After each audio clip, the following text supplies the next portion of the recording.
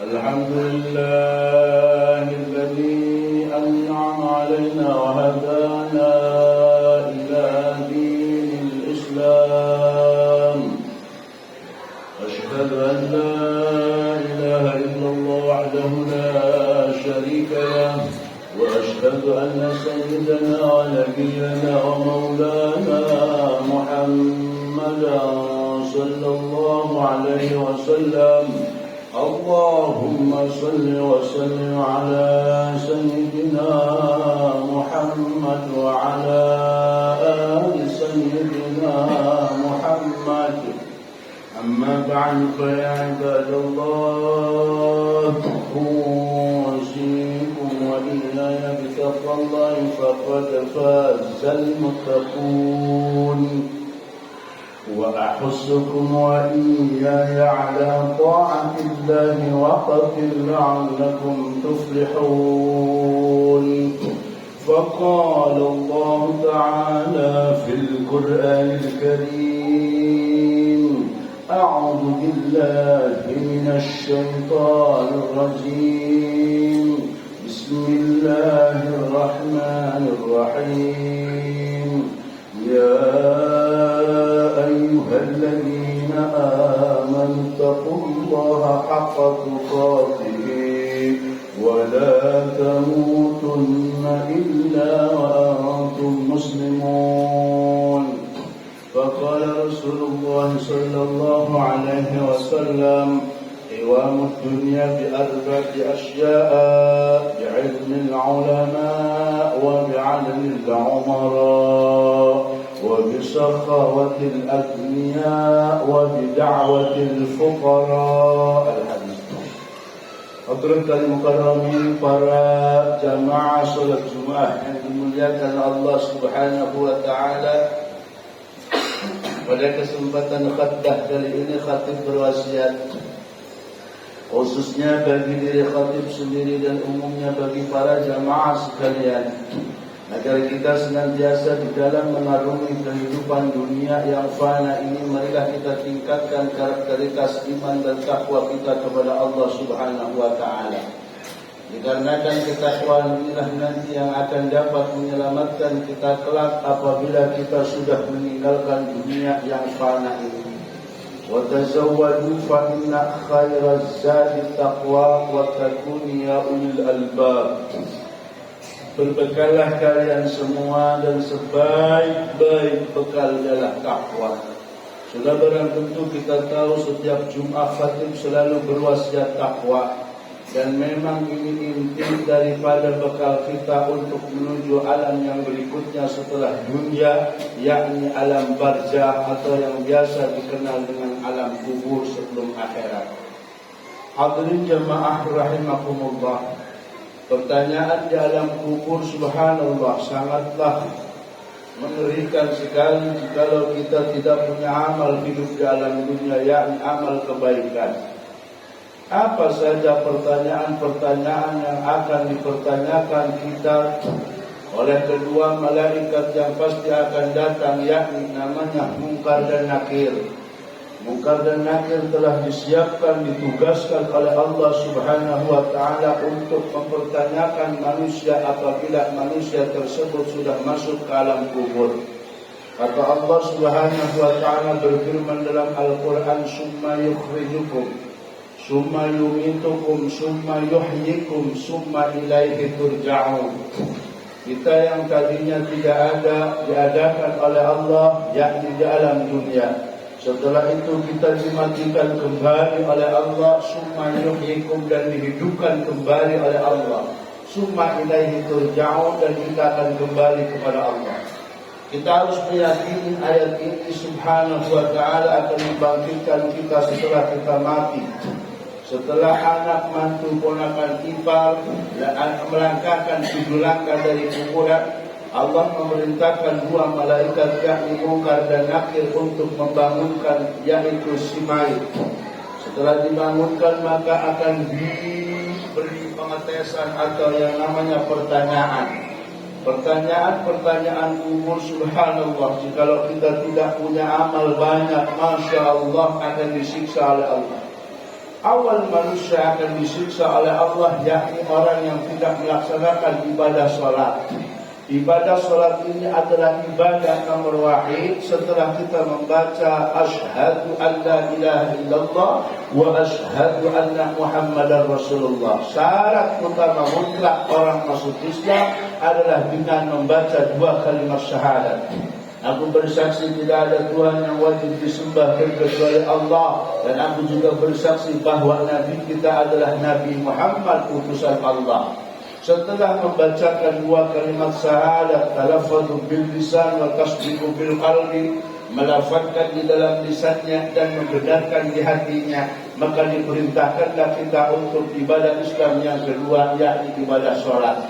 Masih banyak orang Islam yang tidak melaksanakan ibadah sholat, sedangkan ibadah sholat ini adalah ibadah yang pertama setelah membaca dua kalimat syahadat. Dan awal manusia akan dipertanyakan oleh Allah Subhanahu wa taala di alam kubur.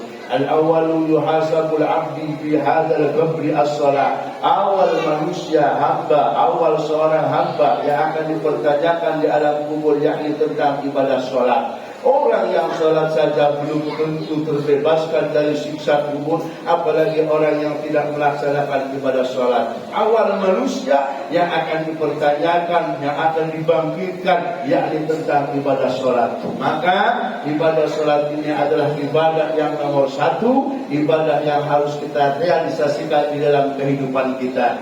Tetapi jangan sholat saja, maka kita harus talabul ilmi, yakni mencari ilmu untuk agar kita menuju Allah, untuk agar sholat kita benar, untuk agar kita diterima segala macam ibadah-ibadah kita.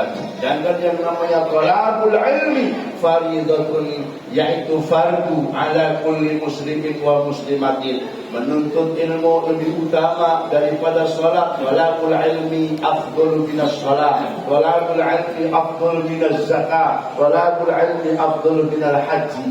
Talab ilmu itu lebih baik daripada sholat. Talab ilmu itu ialah mencari ilmu itu lebih baik daripada yang lainnya. Karena kalau misalkan sholat tanpa ilmu, menurut Imam Ibnu Rusdan di dalam kitabnya yaitu Matan Jubat, apabila orang yang ibadah tidak dengan ilmunya, mardudatun la tuqbalu, mardud, tidak diterima amal ibadahnya. Maka dari itu, mari barang siapa orang yang sering mengunjungi majlis ilmu, orang yang sering mengunjungi majlis ta'lim, maka akan rontoklah segala dosanya. Kafarud dzunub bisabqi, mengkafarat dosa adalah dengan mengaji.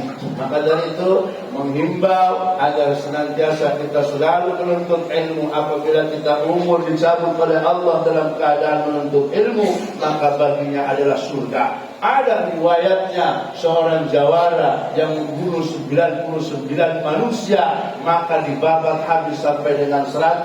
Dia sedang mau mencari ilmu yang khusus, yakni untuk belajar pesantren. Setelah di perjalanan si jawara tersebut ketabrak motor, akhirnya akhirnya para malaikat semua bermusyawarah, cemplungkan saja ke neraka. Tapi ada satu malaikat yang mengumpul terlebih dahulu, akhirnya lebih panjang, dia lebih dekat kepada pesantren. Maka seorang jawara ini di dalam kitab Nasaihul Ibad diterangkan, masuklah dia ke dalam surga. Maka dari itu kita senantiasa harus selalu menuntut ilmu agar kehidupan kita nanti kelak di alam barzakh dan juga di alam akhirat kita mendapat kesenangan daripada Allah Subhanahu wa taala.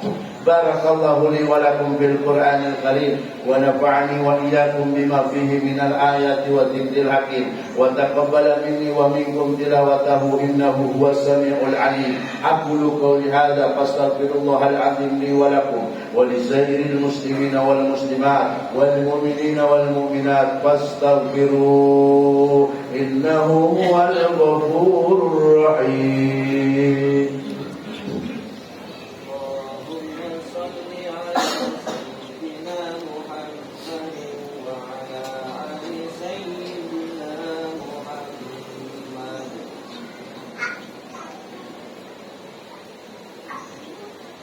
Alhamdulillah hamdan katsiran kama amar.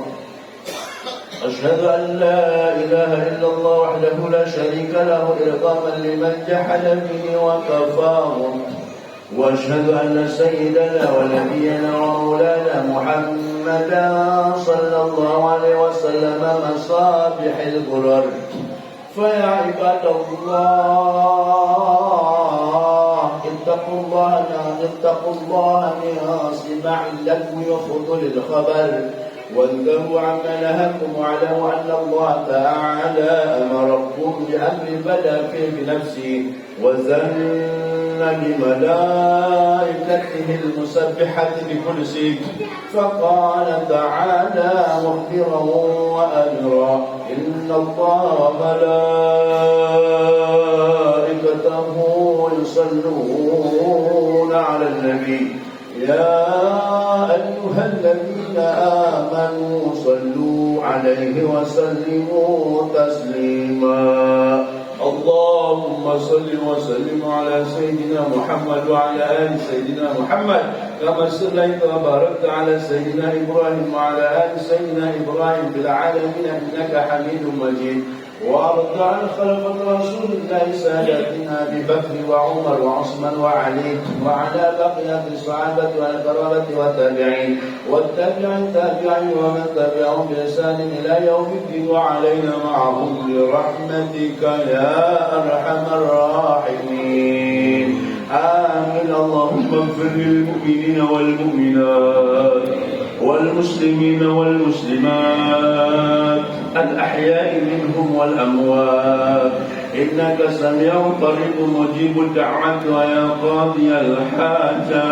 الحاجات اللهم انصرنا عز المسلمين في فلسطين اللهم انصرنا عز المسلمين في فلسطين اللهم اجعلنا بالإيمان واجعلنا بالتقوى والاستقامة اللهم ربنا تقبل منا إنك أنت السميع العليم وتب علينا إنك أنت التواب الرحيم ربنا آتنا في الدنيا حسنة وفي الآخرة حسنة وقنا عذاب النار عباد الله إن الله يأمر بالعدل والإحسان وإيتاء ذي القربى وينهى عن الفحشاء والمنكر والبغي يعظكم لعلكم تذكرون فاذكروا الله العظيم يذكركم واسألوه من فضله يعطيكم ولذكر الله أكبر